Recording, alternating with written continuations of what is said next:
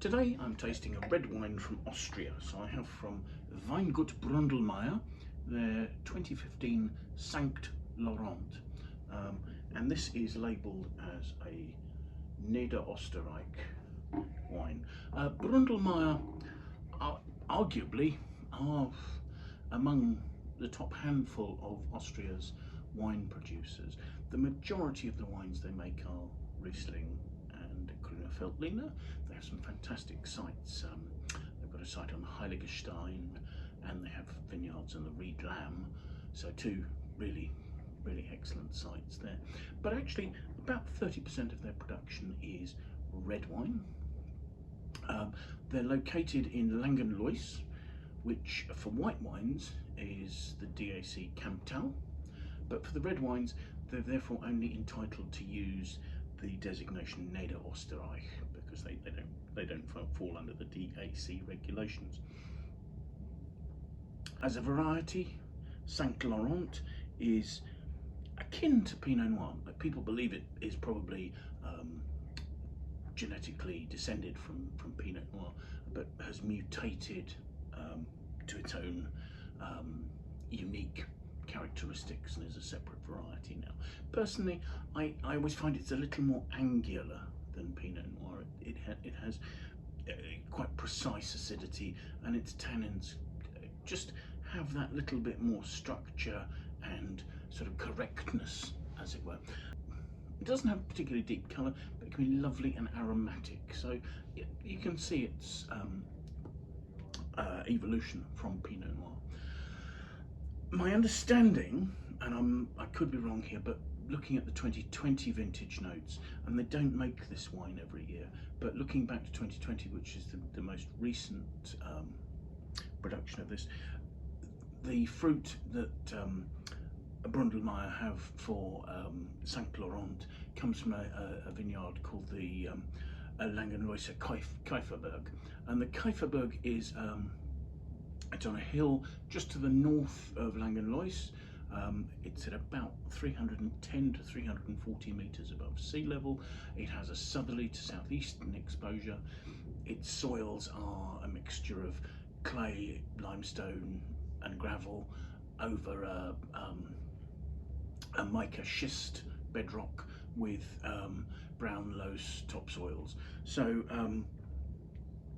quite good heat retaining and also sort of water retaining soils there.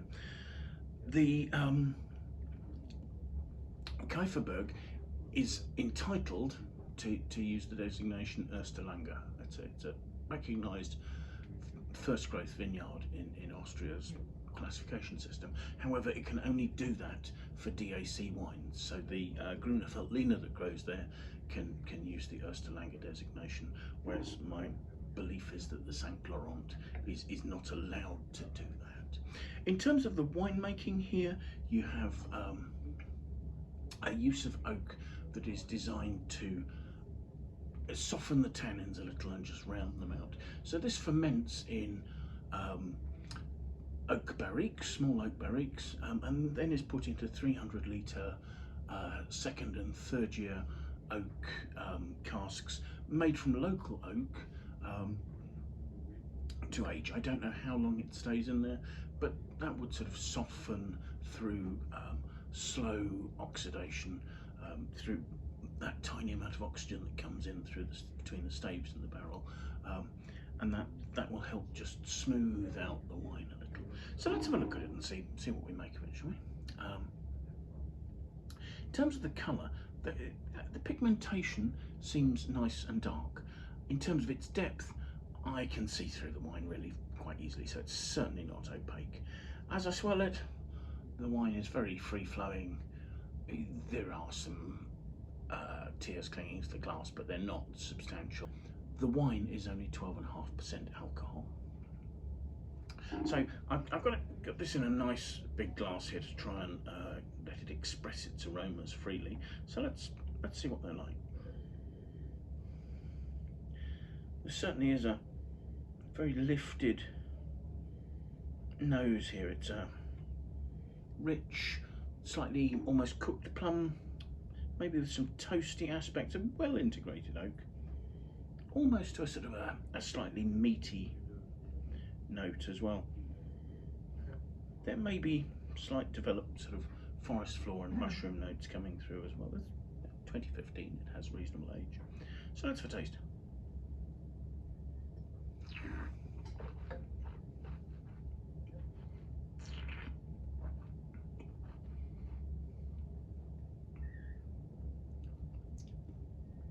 The wine has really good acidity. It's light to medium bodied. The tannins are very fine. There's an almost chalky quality to them. They're sort of slightly drying at the front of mouth. There's a little bit of suppleness to them on the mid palate, but it is, again, it's that sort of, as I was expecting from St Laurent, slightly angular, not quite as angular as St Laurent can be. You know, this has been toned down quite a bit. Initially, there are sort of notes of red cherry fruit, and I suppose that's the freshness of the acidity lifting that red fruit, and it sort of bursts onto the tongue really very attractively. As the I suppose as the wine warms up in my mouth, and as the wine opens up a little, and as the tannins start to cut in, you have a more sort of rich, plummy note, slightly cooked plums, maybe slightly jammy note. And some of that is sort of hinting at the meatiness we got on the nose as well. And towards the finish, there's a bitterness to the tannins that's, it's not overbearing, it's not astringent, but is giving it some structure and would make it go perfectly with some classic Austrian dishes. I mean, sauerkraut and that sort of thing. Wines like St Laurent that have a certain angularity to them pair really nicely with, because it cuts through and I don't know. So as a wine, 2015 St Laurent, I wasn't sure whether this might be sort of a little advanced in its development. Certainly looking at the label, I bought this at an auction, and you can see this has been in a damp cellar because there's a little bit of mould discolouring the label. It's been sealed with a screw cap, so there shouldn't be any concerns about the about any ingress of mould or anything like that in a damp cellar. And certainly the wine doesn't seem to have suffered at all. It seems to have developed really nicely. It doesn't seem overly mature. As I say, there were perhaps some hints on the nose of forest floor mushroom development notes, but there's still a bright fruit, and that good acidity is lifting it really nicely. Its alcohol is in balance. It's not dominating at all, and the finish has a little of that sort of complex development note, but is mostly the sort of the more developed red fruit, the red plum freshness coming through there, and finishing nice and fresh. So yeah, and a really interesting wine. So that was Brundlmayer's 2015 St Laurent. Thank you very much for watching. I hope you found this interesting. I hope you will follow us on YouTube. I hope you'll like and share the video. Please leave your comments. We'd love to hear what you say. But most importantly, I hope you'll manage to find time to join us again for another tasting very soon. Goodbye now.